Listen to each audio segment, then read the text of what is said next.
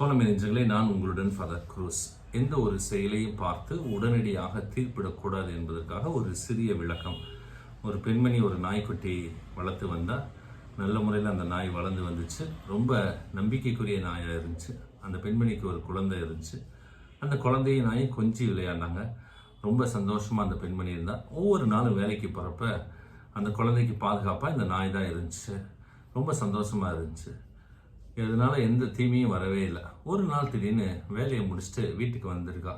கதவை திறந்துனே ஒரே அலறல் சத்தம், குழந்தை கத்துற சவுண்டு பயங்கரமாக கேட்குது. என்னடா ஆச்சு அப்படின்ட்டு அறை கதவை திறந்து பார்க்குறா. அறை முழுவதும் ஒரே ரத்த கரையாக இருக்குது. அந்த தொட்டிலையும் பார்த்தா ரத்த கரையாக இருக்குது. ஐயோ, குழந்தைக்கு எதுவும் ஆயிடுச்சு அப்படின்ட்டு கட்டல் கீழே குனிஞ்சு பார்க்குறா. அந்த நாய் நாக்கு முழுவதும் ரத்தம் அப்படி சொட்ட சொட்ட அது அப்படியே அங்கே இருந்திருக்கு. பார்த்த உடனே அவளுக்கு ஆத்திரம் பொங்க முடியல.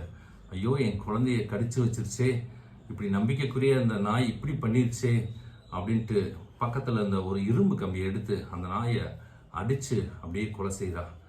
எங்கடா குழந்தை அப்படின்னு தேடி பார்க்குறா.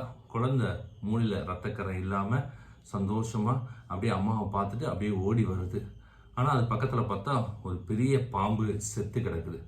அப்போ தான் அந்த தாய்க்கு புரிஞ்சுச்சு, பாம்பு வந்திருக்கு, அந்த பாம்போட சண்டை போட்டு என் குழந்தைய அந்த நாய் காப்பாற்றிருக்கு அப்படின்னு தாய்க்கு புரியுது. ஆனால் என்ன பண்ணுறது, அந்த நாயுடைய உயிர் அப்படியே கொஞ்சம் கொஞ்சமாக போயிட்டு இருந்துச்சு.